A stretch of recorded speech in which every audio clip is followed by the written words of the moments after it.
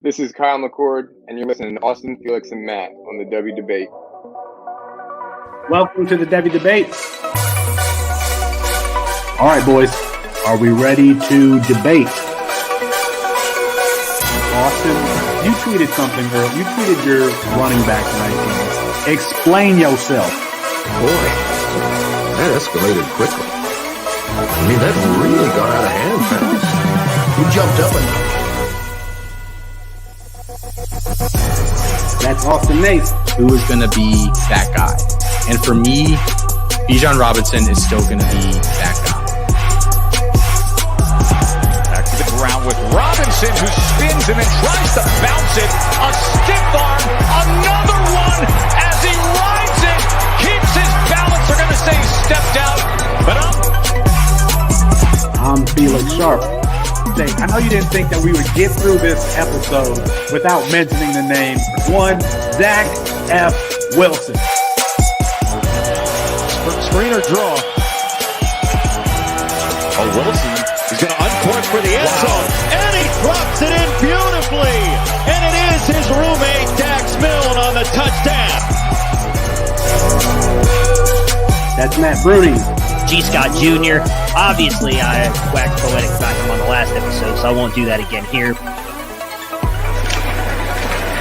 this time it's Fields on the carry. Watch out! Justin Fields. Hello, Columbus. 51 yards. Bruning, are you ready to go head-to-head with me? I am. Got to get my popcorn out here. Hold on. Got to continue. I got it. Kyle McCord is going to end up winning the job. He's going to be rated higher. Well, I'm not nearly as passionate about what I'm about to talk about. Our apologies to Kirk Herbstreit. We ran out of time. We'll get him rescheduled soon. And for Matt Bruning and Austin Nace, I'm Felix Sharp. Good night and good luck.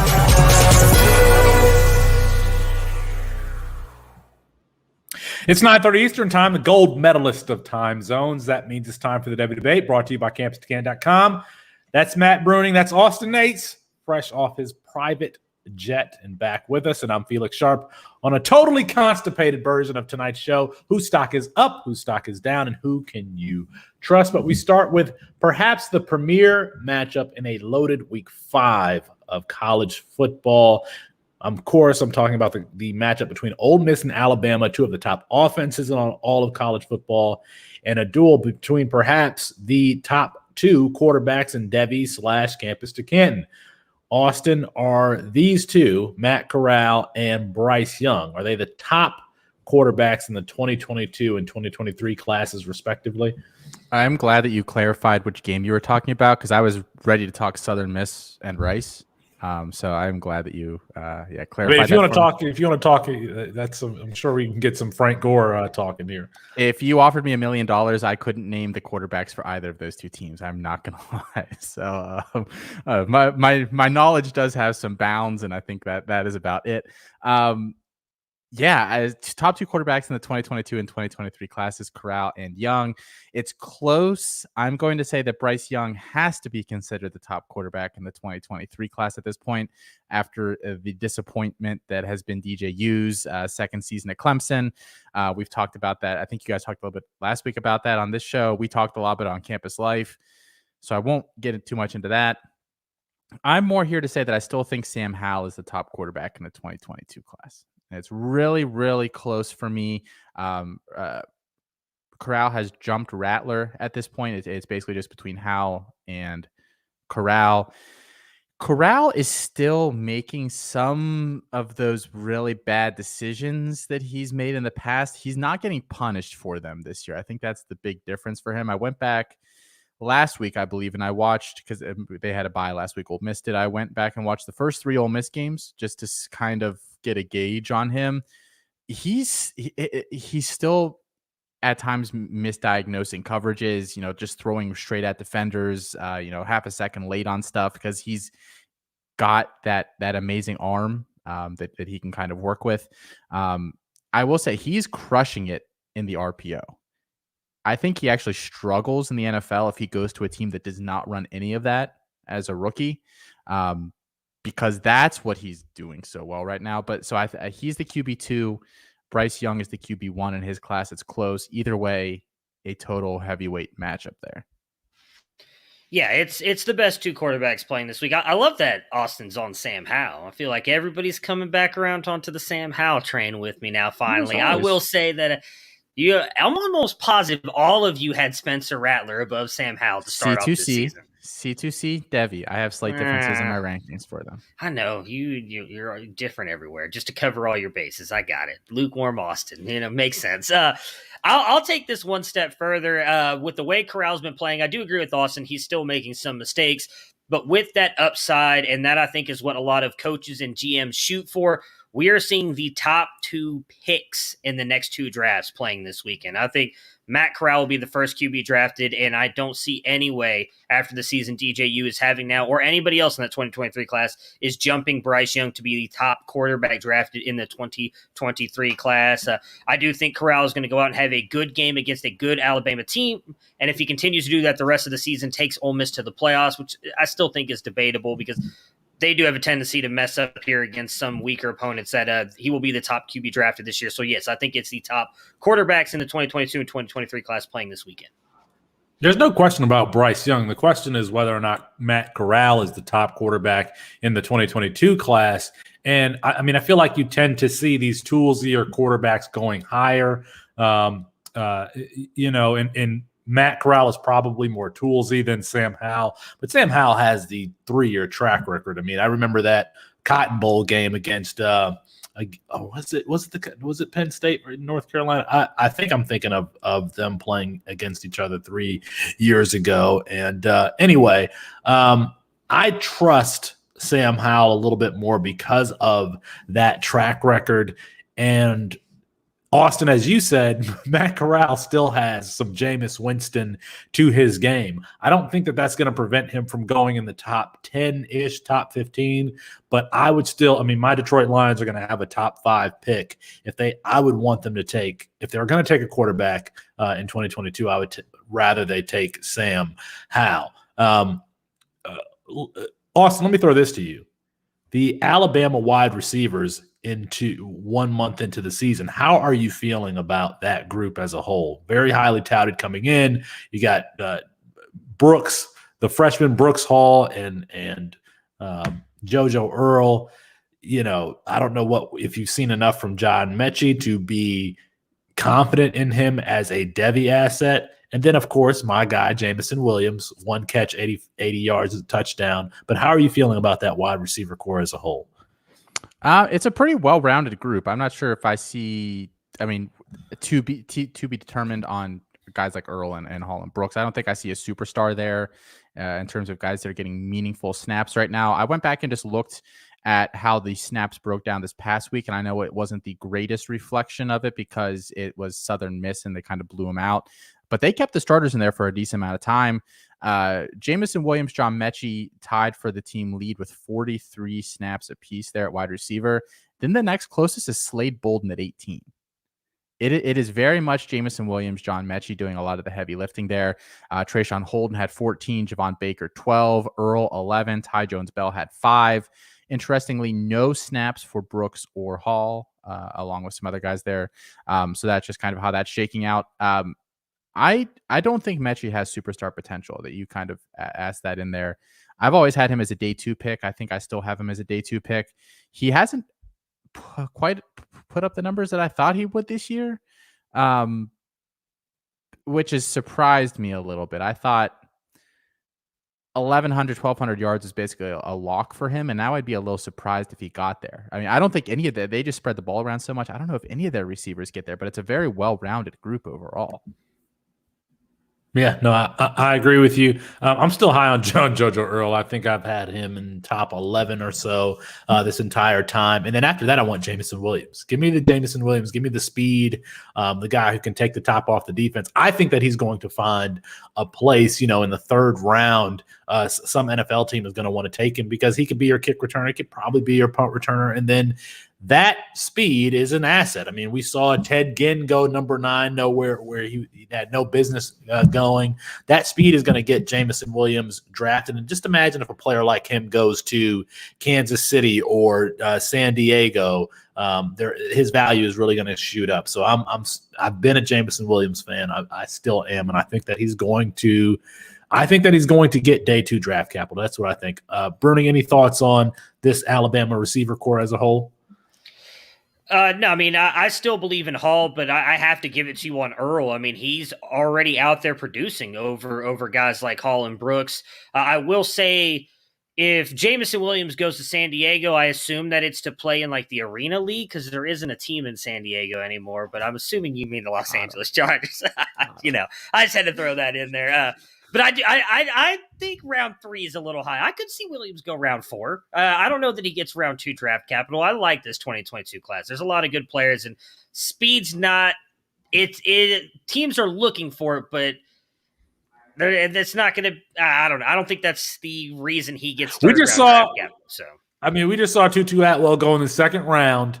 And Jameson Williams is going to be coming out of Alabama playing in the national championship game. I think that he is going to get day 2 draft capital. Do we? And for the record, I'll probably be calling him San Diego, 3 years from now. Yeah. So, do we like any of Matt Corral's weapons? Any of them at all? I mean, Jonathan Mingo was the size, speed specimen.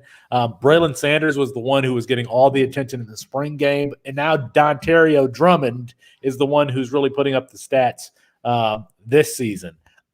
I don't know that I'm particularly fond of either of them. What about you guys? I like Mingo I more than the others. I don't know that Drummond – he's a senior. I don't know that because of his season, that he's going to jump up. Mingo, he hasn't really produced that much either. What is it? I was trying to pull it up here. So 300 yards last year. He's already obviously going to easily break that. That was in 8 games, through 3 games right now. He's at 290. As you mentioned, he's got the size speed combination, really good catch radius as well. I think if he continues to play well, I mean, again, I don't think he's going to get day 2 draft capital, but if he goes in the 4th round, 5th round, depending on where he goes, I think he's got the size, speed, hands, catch radius that he could probably produce at the NFL level. He's the one I would bet on out of those 2, out of Drummond and him. I want to see more of Sanders before I make a judgment on him. Yeah, Drummond, most of his success this season, when I went back and watched, they are just running him on crossers, and then that RPO, he's like the first option if Corral pulls the ball out of the running back's belly, he's just going right across the middle, and he just hits him when the linebackers get sucked in. I don't have a percentage, but I'd be willing to bet that's probably at least 60% of what Dontario Drummond's production has come from this year. And it's 20 catches, 339 yards, 4 touchdowns. Obviously nothing to sneeze at there. He's having a very good season. I was consistently saying, oh, who is that? And it was Jonathan Mingo. He looks a little lighter on his feet this year than I thought he did last year. I liked him as a freshman. He had that really nice game against Bama that year. He had a really nice touchdown. I was saying, this could be kind of the A.J. Brown replacement. Let's see what they do with this kid over the next couple of years. And then last year was really a dud. I was pretty ready to give up on him. And then the last 2 weeks, he's gone off. So I think we need to watch for him, but I think he's a 4-year guy. I can't see him coming out this year. I'd be really, really surprised, especially with like Lane Kiffin just elevates all those guys. I think Kiffin can get him to stay another year and maybe sell him on bumping that draft stock up a little bit. Do we want to talk about this game at all? You got 3-0 Ole Miss versus 4-0 Alabama. It's in Tuscaloosa. Are either of you giving Ole Miss a shot to actually upset Alabama? Yes. I think the interesting thing is going to be Bama is athletic enough on defense that I don't think they need to respect the RPO nearly as much as defenses have this year. They have very athletic inside linebackers, and the best running backs on Ole Miss are Jerrion Ely, Henry Parrish. I mean, they're both having decent seasons, but nothing spectacular. Snoop Connor in that mix as well. I think that they basically work all week on just saying, do not bite on that action. let Corral hand that ball off, and we'll kind of take it from there. At least limit the big plays, limit the chunk plays there. I think that's what they're going to do. I think it's still really high scoring, and I think it's close. I do think Alabama wins that game. I mean, I can't think of the first 3 weeks, but I mean, obviously Alabama had the most trouble with Florida running the football. That's not Ole Miss. That's not Ole Miss. I mean, I don't know. We'll see. We know that Lane Kiffin wants to get this victory more than anything, especially if he could get it in Tuscaloosa. Obviously, it's a different season, but last year they hung in with Alabama because of what they did in the running game, not the passing game. Everybody thinks it's because of what Matt Corral did. He did throw for 365 yards, but both Snoop Connor and Jerrion Ealy went over 120 yards and had 2 touchdowns in that. The defensive backs, if I remember correctly, held their weapons down. I don't even think Elijah Moore did have a good game in that one, because that was that the Lane Kiffin throw his clipboard up game? I can't remember if that was that where Elijah Moore got wide open. I want to say that was LSU, but go ahead. Okay, yeah. But so they don't obviously have that. They don't have Elijah Moore now. They have Mingo, Drummond, Sanders. None of those guys are Elijah Moore, in my opinion, right now. But I think if they are able to run the ball and then use the play action with Matt Corral, they can keep this game close. It was 48-63 last year. I don't think that this defense is as good for Bama as it was last year. I know they've looked better than we thought they would. We saw Bryce Young struggle a little bit. I don't know if Ole Miss's defense is as good as Florida's. I don't think I can pick Ole Miss to win.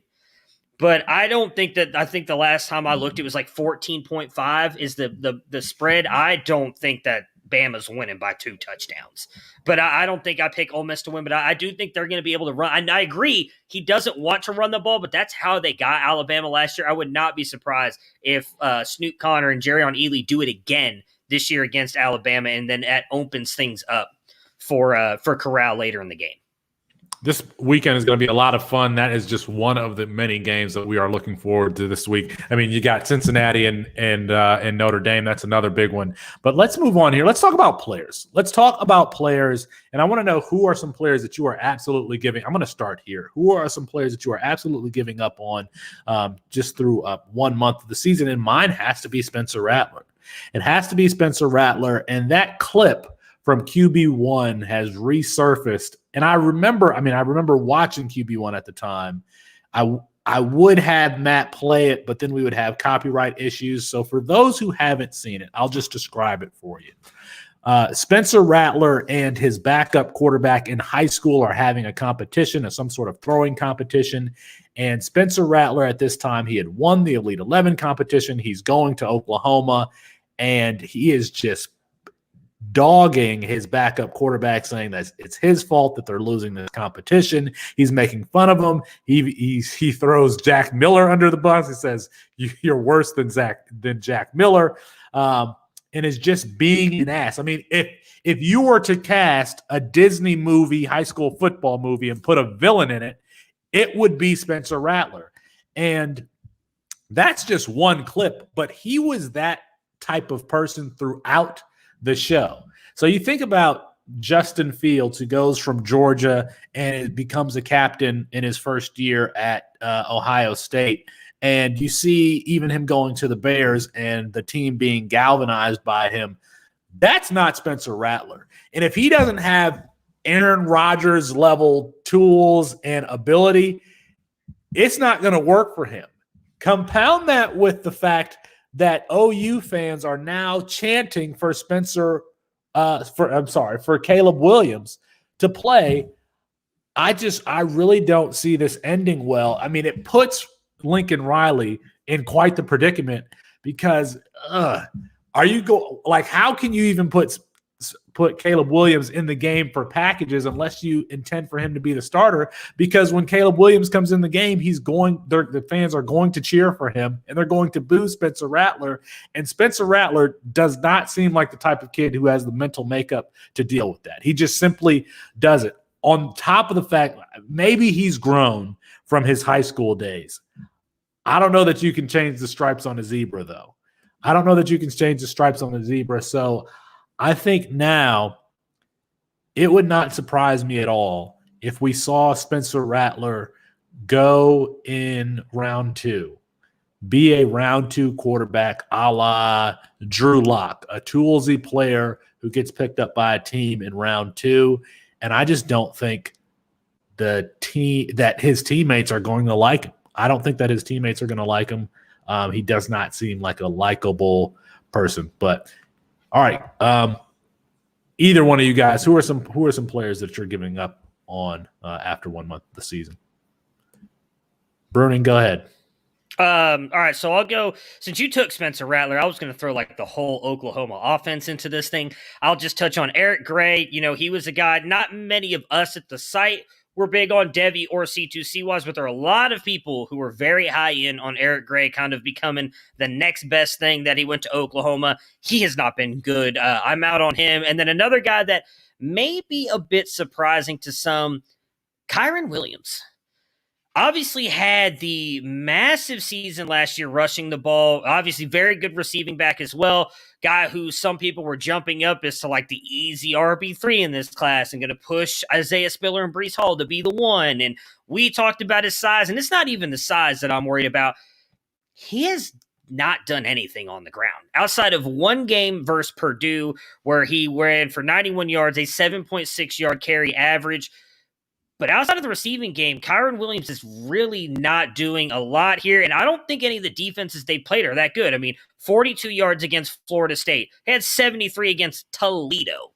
I mean, Austin could get 74 yards against Toledo, I would bet, today. That's right, Austin. Flex on him. 33 yards against Wisconsin. I'll give him a little bit of a break on that because obviously Wisconsin has a really good defense. But I think we're going to see a lot of the same thing again out of him this weekend against Cincinnati with how good that defense is. Again, really good still in the receiving part of the game, and I don't think any of us were ever worried about that part. But I think he has to be the complete back to get that draft capital and be a guy in the NFL that some people are predicting him to be. And I think with the way he's come out so far this season, I don't think that's going to happen. I'm going to disagree with you on this one because he's shown a well-rounded skill set. And there are still clips of him putting linebackers on their butts in the passing game. And I just think that those two things are going to get him drafted highly and give him the opportunity. I mean, at running back, opportunity is king anyway. And I think for this season, it's shown that he is not too small. If he's 205 pounds, whatever it is, he's not too small. And you know that by the blitzes that he's picking up. And so for that reason, I'm gonna disagree with you. I'm gonna disagree with you, Bruning. So can I ask you something? Because again, it's not the size. I said that. Everybody always wants to focus on the one word. It's like that trigger word, right? I said we had questions about his size, but that's not why I'm downgrading him. I'm downgrading him because he has not produced in the running game. He is a good receiver, and you're right. I mentioned it on my Devy show that I do now. He is a great blocker. Is he the only running back in this class that can block? I'm going to take that rhetorical you sitting there quietly as a no. He's probably not. So you're right. He's a great blocker. What kind of question is that? What kind of question is that? Because you're saying that he's going to get drafted highly. He's the only quarterback who can, the only running back he's not who a can quarterback. I mean, like, there you go. Because that matters. You just said he's going to get drafted because he's such a good blocker. So I guess the rest of his running back class is he the only quarterback who can throw? I mean, like, what kind of question is that? Well, that's my point. You're generalizing a whole class, though, and saying that he's such a good blocker. Well, okay, is he the only one that can do that? Because if not, then it doesn't matter that he is a good blocker. He's not going to get drafted highly if he's not a good running back. I understand that he's a good blocker. Go ahead. There are not clips of other running backs pancaking linebackers. They're just I mean, that is a specialty. When he goes to the NFL and he has to block for Patrick Mahomes or Aaron Rodgers or Tua Tagovailoa, they're not going to have to take him off the field on third down. They're not going to have to take him off the field because he can't pick up blitzes. He can. So he's going to get the opportunity. And I'm just saying that, you know, size was a question for him, but we've seen that. I mean, it's not. I mean, he can carry the load. He's well-rounded. I think he's going to be fine, and I think he's going to get day 2 draft capital. I don't know that he's like the most sudden athlete, but whatever. That's not what we're necessarily looking for at that position. Quite frankly, I think that Kyron Williams is going to be a value come draft time because he's not sexy. He's not sexy. He just does everything well, and that's enough for you to get a lot of playing time in the NFL. I disagree with that, though. You said he's not sexy. I mean, people are ranking him as the third running back in this class. That's sexy. They're not in a ranking bad him class. In a bad class, but they're still ranking him as a top guy. And we know if we're just focusing on this as a Devy show, that matters. It doesn't matter if you're top 3 in a class. Doesn't matter how good or bad the class is. You're gonna be valued on a Devy format because they're gonna say, okay, well, there's only 3 guys that we like. I'm not saying he's not going to get round 2 draft capital. He probably will because Breece Hall and Isaiah Spiller's been really good. Breece Hall hasn't. You can't take somebody off the field if they're not on the field. Is all I'm saying. We're going to disagree on this. I'm not knocking his pass blocking ability. It's the best part of his game with his receiving work. He's not doing enough running the ball. I think that's going to secure him. There were people talking about him being drafted over, again, preseason, the likes of Isaiah Spiller and Breece Hall. There is no shot that happens now, in my opinion. And Breece Hall has not been good. I disagree with you. I think that he can still be drafted ahead of Breece Hall. All right, ahead, Austin. Austin, why don't you weigh in here and give us your player? Matt has left the room. I hate it when mom and dad fight. So I have 2 names I'll toss out here. One a little more out there, and then one a little more, I think, mainstream.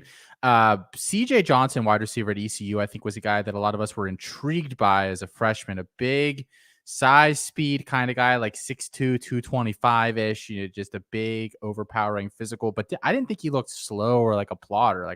There were things he could work on in terms of his route running. But I didn't. I thought he had the tools to do so. After that freshman year, 54 catches, 908 yards, 4 touchdowns. Since then, last year only 19 catches in 9 games. This year, 11 catches through 4 games. He's not even the wide receiver 1 at East Carolina. And that whole passing offense has taken a step back, but he's just not shown anything. I think he could have probably gotten day 2 draft capital if he had continued kind of on that trajectory. Now I would be shocked if he went before round 5 or 6.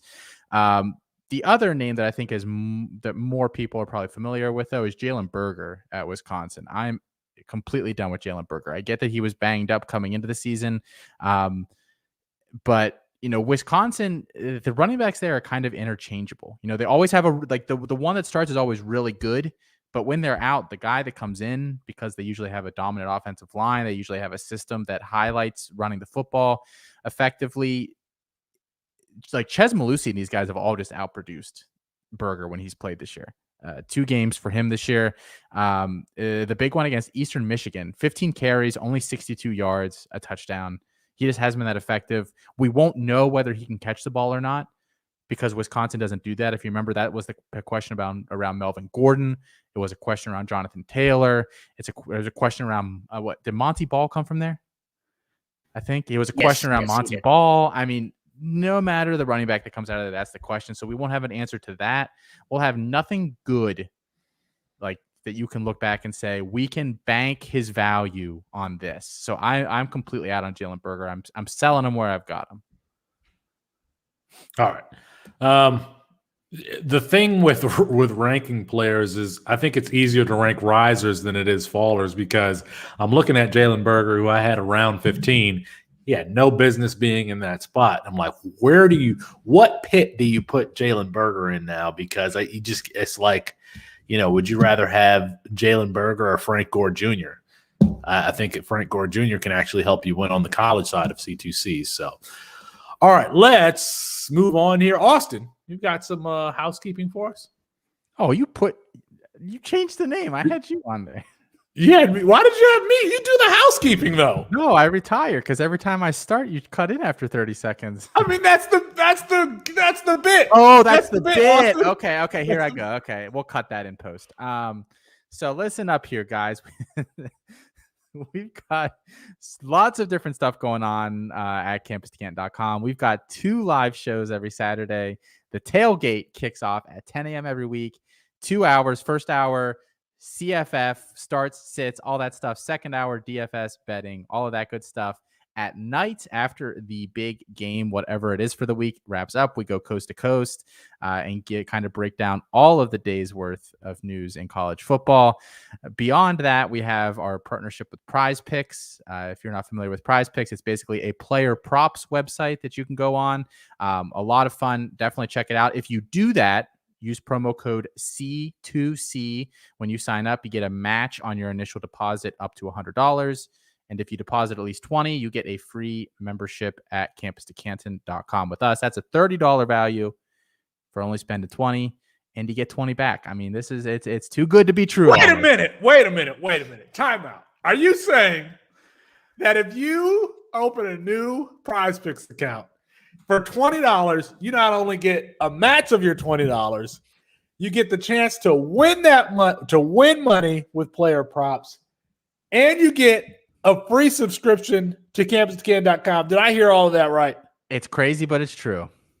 God, okay. All right. I just wanted to make sure I wanted to make sure I understood that correctly. My bad. I didn't mean to interrupt. I'm sorry. That was not planned.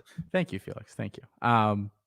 Podcast reviews, make sure you continue to review the show. We'll probably be doing another giveaway in the not so distant future, and we only the people that participate in them are people that have reviewed the show. So if you go on Apple Podcasts there, give us 5 stars.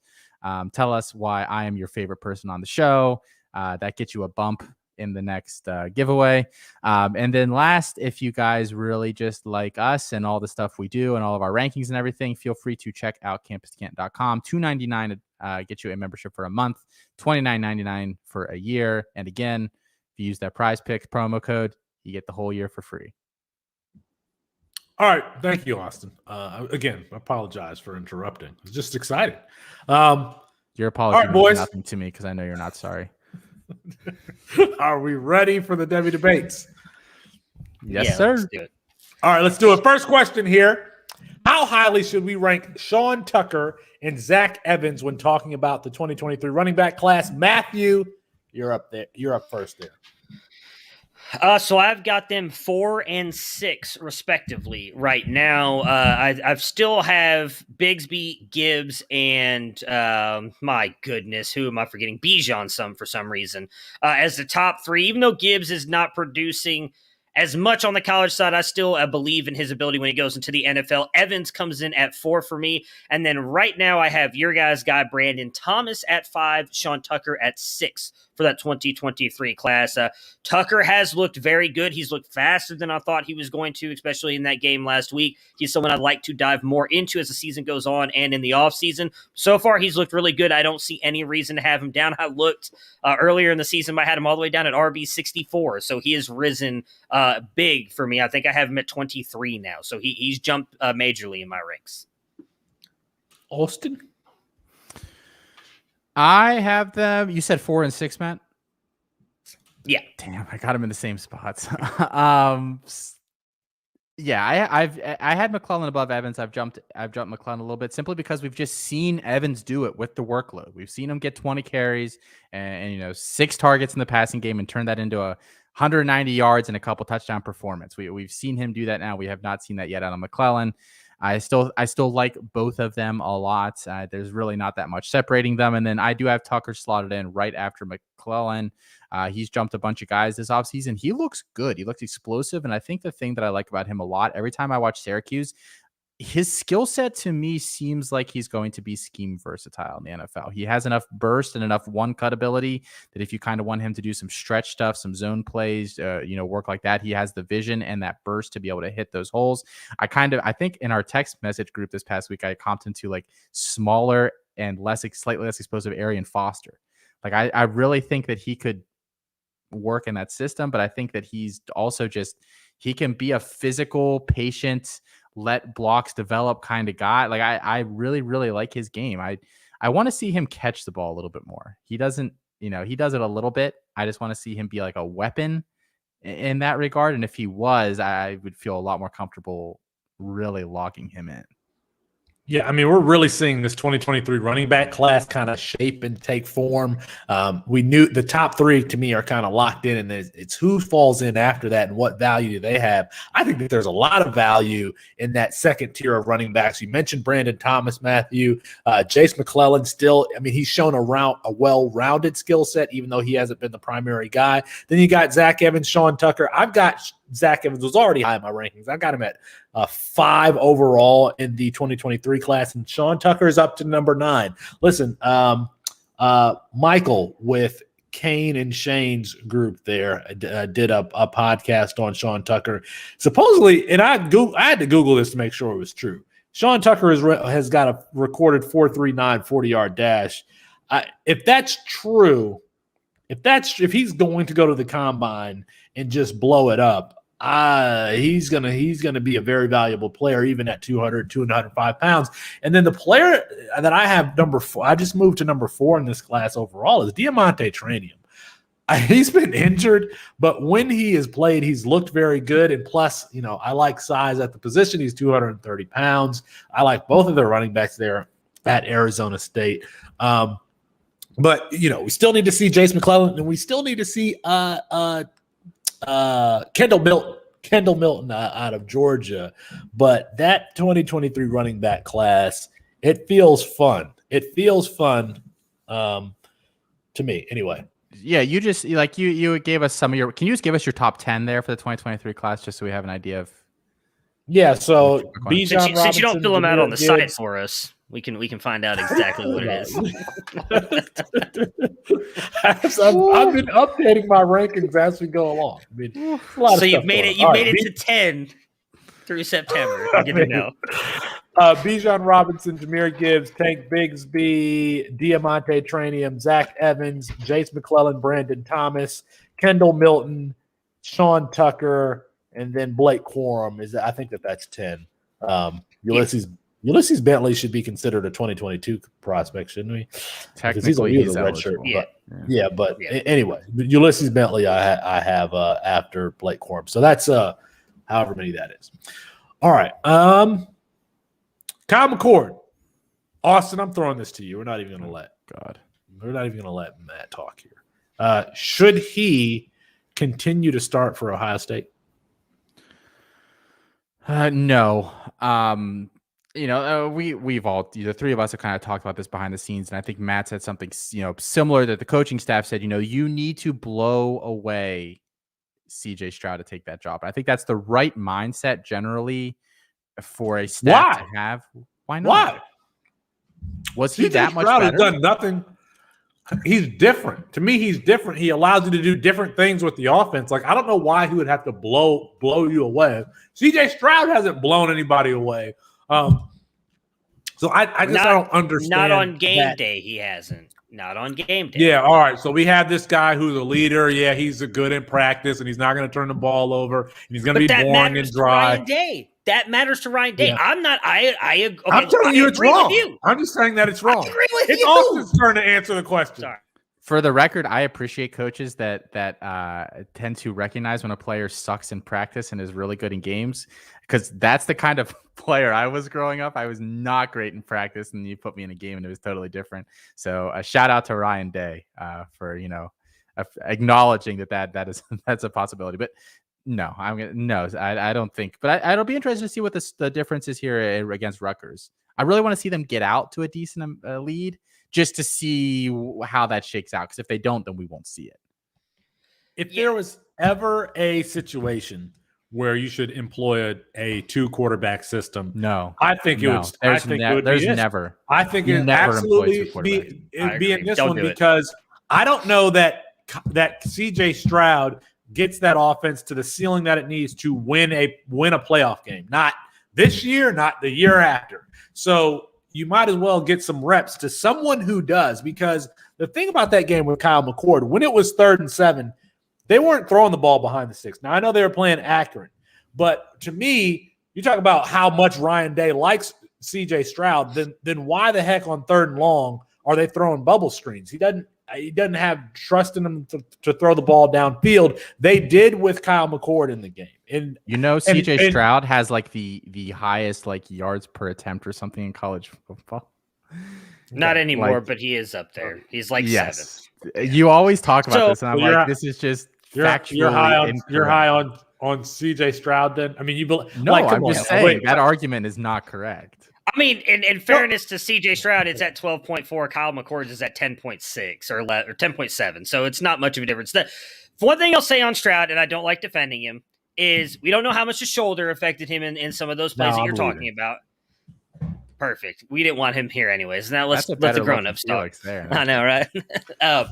I think we don't know how much the shoulder affected him, obviously, in those later games and why they maybe were doing so many dump-offs. The one thing I agree with Felix on, and it's hard to judge Stroud because we have technically only seen him for 3 games, but this was Kyle McCord's very first start ever. I understand that it was Stroud's first start, but he was with this program for an entire year. He knows that offense. He was in the practices. He was apparently like attached to Justin Fields' hip whenever he could be last year, all through COVID. And I am with Felix. Like, I understand the shoulder injury, you have to take some into a factor. He did nothing, in my opinion, to blow you away through 3 games.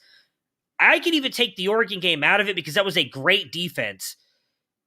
But Minnesota was not. I've talked about it. They're in the almost 100s in pass defense and pass rush. Akron is, 128, so they're 20 spots behind him.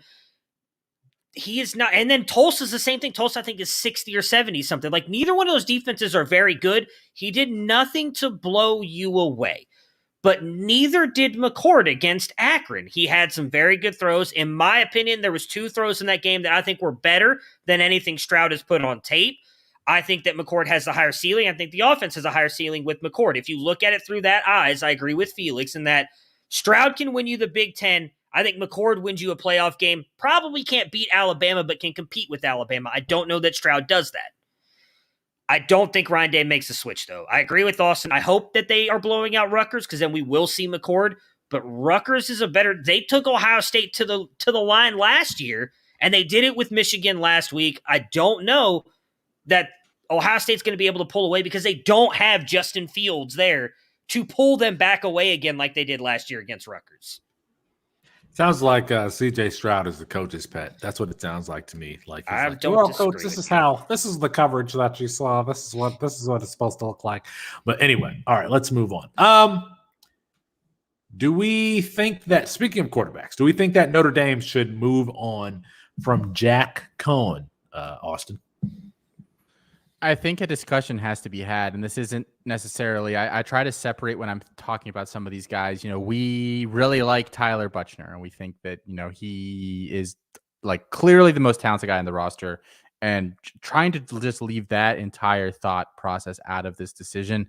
They just looked like a better team with Drew Pine in there when Cohn went out last week. I thought Pine looked more effective. So I'm not even necessarily saying pivot to Buchner, but I mean, what has Cohn done well this year? He looked really good in that opening game, and that opening game was hilarious against Florida State because everyone was saying, oh, maybe Florida State's back. And it turns out that both of those teams just aren't very good. And that's what kind of made that game so good as it was happening. He completed 75% of his passes that night, 4 touchdowns. Since then, he's basically progressively gotten worse. The 63% of his passes, 2 touchdowns, 1 interception. Week 2, then against Purdue, less than 50% of his passes completed. Last week, just over it, 158 yards. I mean, he's not good enough to make big plays happen by himself, and he's so bad that like you can't even be conservative with him. In my opinion, like Notre Dame sometimes wants to do with their quarterback. I think Pine can do that. And Buchner can do that as well, I think, but he's a totally different kind of quarterback. I think it's time for them to move on from Cohn because they're not going to win anything this year. Like, just see what else you've got there. Yeah, I agree 100% with Austin. Obviously, I'd like it to be Buchner that they go to because he's the future. But the fact that offense did what they did against that Wisconsin defense where they looked like they could not move the ball at all through 3 quarters until Cohn got hurt. And then third string Drew Pine, which, again, I don't know how good he is. And I'm going to be honest, hadn't even heard of the kid until I saw him come into the game Saturday.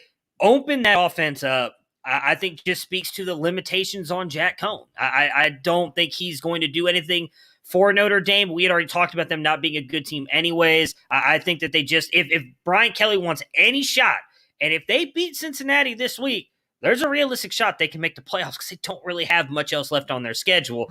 They're going to have to go to a different quarterback that can open things up for them a little bit. Did I hear this correctly? That game is in South Bend, isn't it? It is just what Ritter said, by the way. What'd he say? They asked him what he thought it would be like going in there with all the noise, and he's like, there won't be much noise once we get started. I mean, I like the confidence, kid. Maybe don't say that.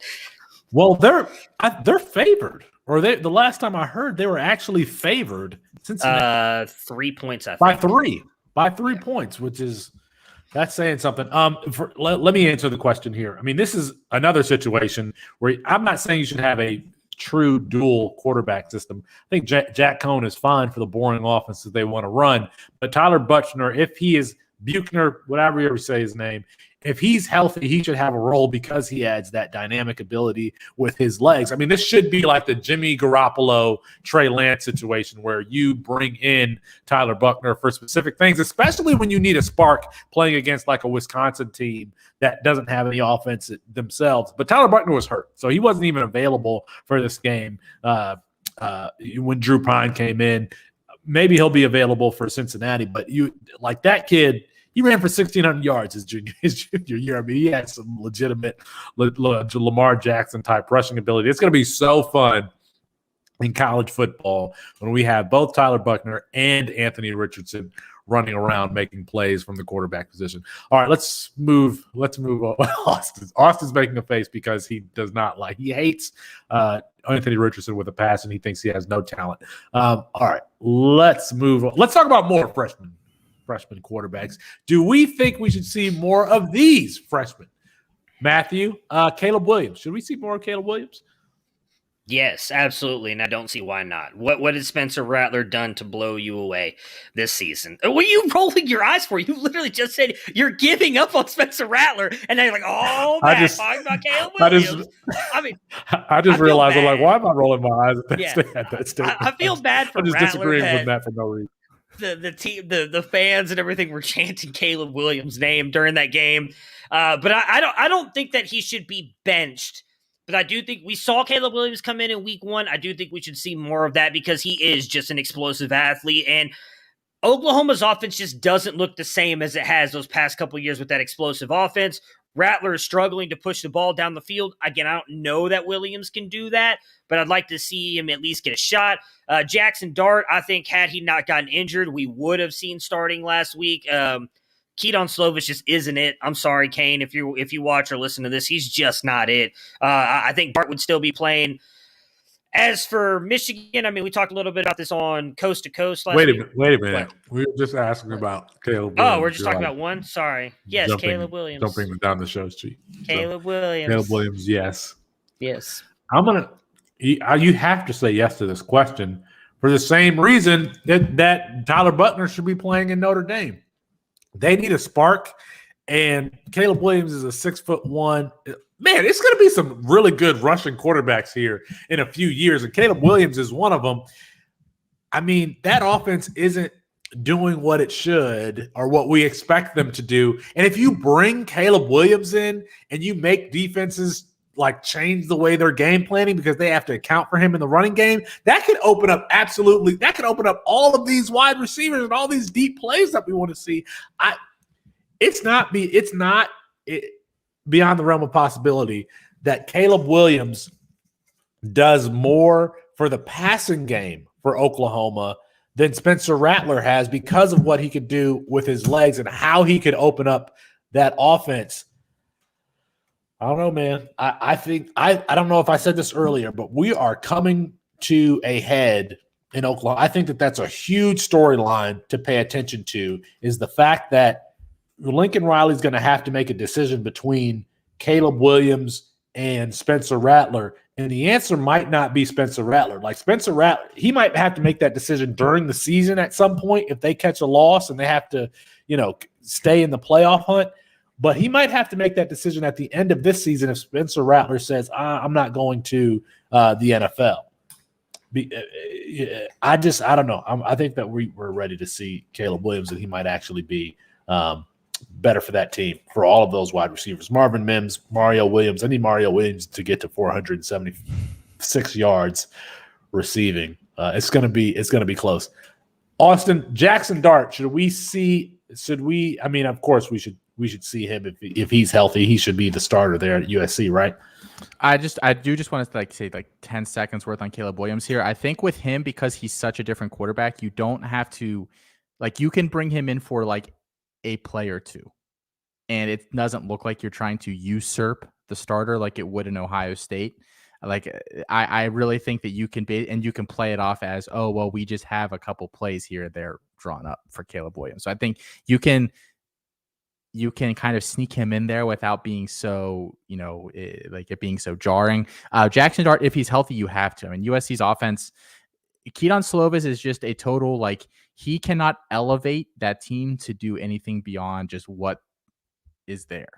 I mean, we saw it last week. They got beat pretty soundly by Oregon State, a team that really, no offense to Oregon State, really has no business of beating USC. I watched the first half of that game. Slovis he looks for Drake London. That's all he can throw to, because it's a big target and he makes himself available. And quite frankly, a lot of the time they clear out a lot of that side of the field, and he's kind of just one-on-one with someone. That's literally all Slovis can do. He can't do anything beyond that, and he can't run at all.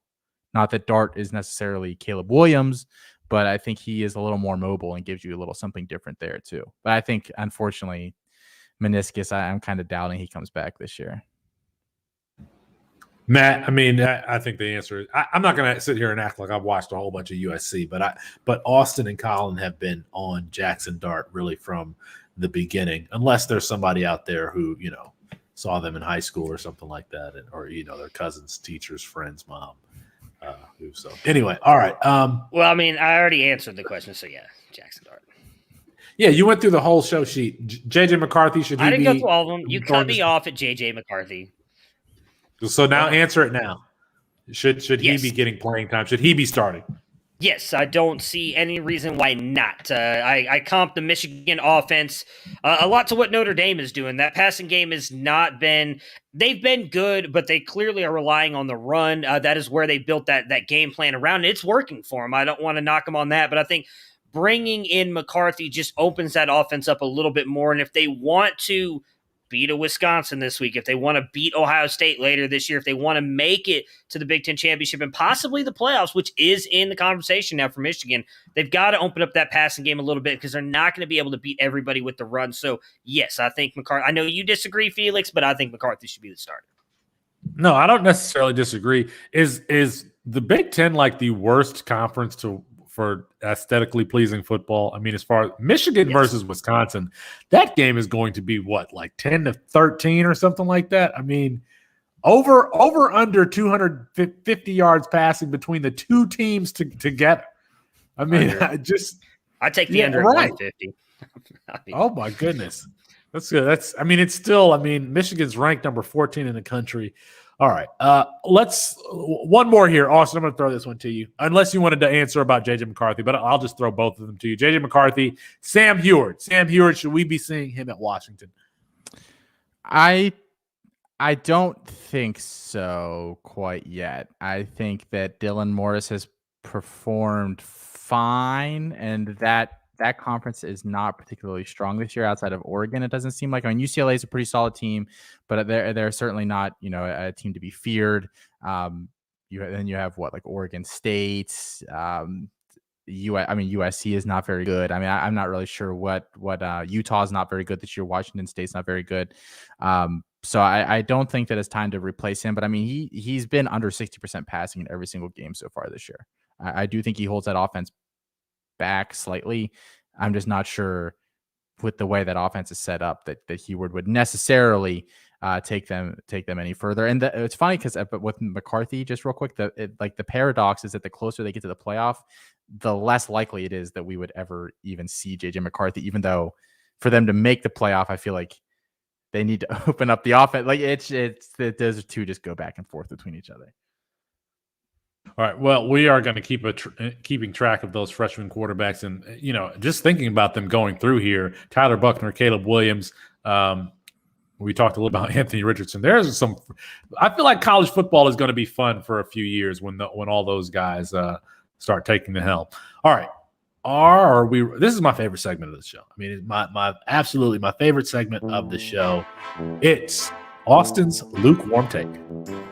Yeah, we weren't graced with one last week, but I feel like I'm 3-0 so far this season. We're really doing well. I've got a good one this week. We talked a little bit earlier. Breece Hall has not been himself this season. Had a decent game this past week against Baylor, but overall has not been great. Iowa State gets Kansas this week. Kansas has the 126th ranked rush defense in the country. That is out of 130 for those keeping track at home. They're allowing 241.5 yards per game on the ground. Breece Hall is the top scoring running back in all of college football this week. Book it. It's going to happen. It's going to happen? Book it. Like, book it? Book what? It. What's going to happen? Like, that's your take is book it? Oh, my goodness. Like, I want to trash you for this, but I actually kind of disagree with you. I don't know that Breece Hall is going to be the highest scoring running back this week. I mean, you picked, like, the easiest way to go about it, right? Worst rush defense, a top-end draft pick, yeah, it's definitely a lukewarm take. But did he say that he was going to be the highest? The highest scoring running back this week. Yeah. Okay, I missed it. That's actually a little bit spicier. Bold. Yeah, I mean, for Austin, it's bold and spicy. For Austin, that is bold. It's not just regular vanilla this week; it's French vanilla. That's the spice. Yeah. That's the spice. That's all right. Cut it. Cut the music. That's Austin's lukewarm take. Matt, do you have a bold take this week before we get out of here? I do. I think that we are going to see the week of, we've seen a lot of upsets recently, but I'm going to pick 2 upsets this week. I don't even know if they're on our show sheet to pick, so I may just be giving some picks away to Austin here. I think Arkansas is going to surprise Georgia and win that by a field goal, and I am actually picking Wisconsin to beat Michigan this week. I actually think Wisconsin's going to beat Michigan also. But the upset that I have is Florida visits Lexington, Kentucky, Kroger Field, which is the weakest name for a college football field, but Kroger Field, where I got my 2 COVID shots. And I think that Kentucky's going to win. I think that these are 2 similar teams that want to run the ball and make the game low scoring. But I know that Will Levis hasn't been great, but I don't know. I think that we see a good game from this offense overall. I think that they're going to be jacked. UK is undefeated. UK is undefeated. So this is a big game for this entire state. And I think that we see UK get the win over number 11 Florida. That's what I think. All right. Chris Moxley, we get anything wrong? We're all good? Sounds like we're all good. All right. That is going to be our show for tonight. Check out all the content around the Campus to Canton family. Of course, the Campus to Canton podcast channel, Canton Bound, Campus Life, Fantasy Roundtable. Why wait till Sunday? But hey, we're done. We're done here for tonight. Apologies to Kirk Herbstreit. We ran out of time. We'll get them rescheduled soon. For Matt Bruning and Austin Nace, I'm Felix Sharp. Good night and good luck.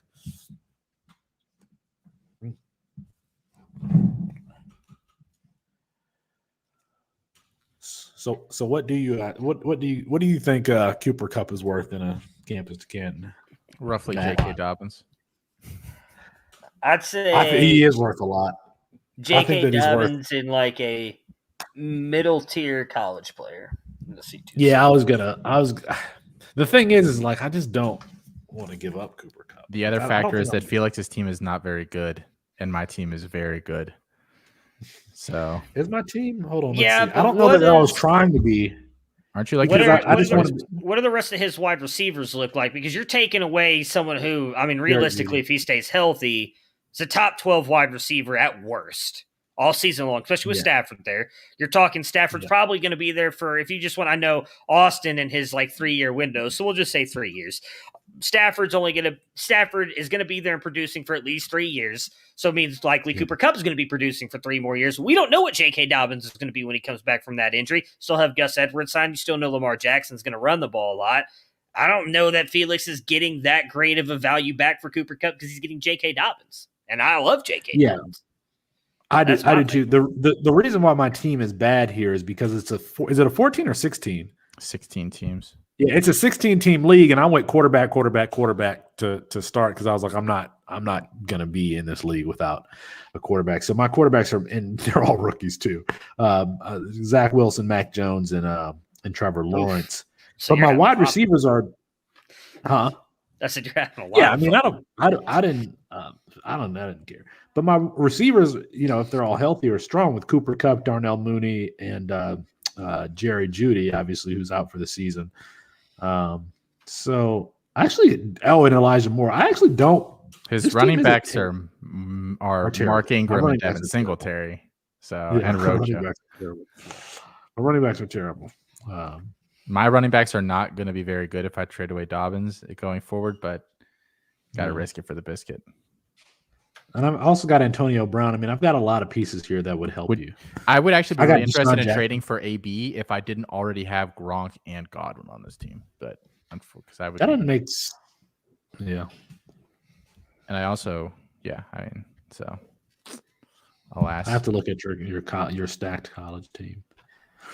I don't think my college team is stacked on that side by any stretch, but I do think I nailed most of my early picks. Like I went Butte Evans, my first two picks. Yeah, and that's I know Butte is not is not going anywhere. There's really only three players in college that like on most teams I just won't ever move, and they're Bijan, Travion. Well, hold on, okay, I was gonna. Anybody Travion? else is like Travion. Who would I trade Travion? I mean, you would trade Travion for Bijan, but I don't like. It's just a lateral move. Like I have Bijan a little bit ahead, but not so much that like that. That's just shifting within a tier. I don't know that I would do that. See, you have a lot of if I wanted to go win the college side, potentially I could ask for. I don't know. I'm so skittish on trades. And you didn't like Dart apparently, which was interesting because I'm thinking about floating Dart out there to people, but you don't. You're not interested. Is Dart an NFL quarterback? Like I don't know that yet. I think he's got a chance to be.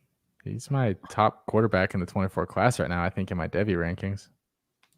Oh no, he's second because of Quinn Ewers. Technically, is first. Fucked up all my stuff. Hey, look who it is. Hey, Alfred stole Chris Moxley. Just a thief. Just a thief. The real problem was that our 3-and-out show with Will went over. Sorry. I thought it was. I thought it was. I thought it was so funny in the founders chat today where Alfred was like, I think we're doing a lot of great content. For example, the 3-and-out show is just. Oh, yeah. I was like, what? I was like, oh, is that Alfred doing some back pat?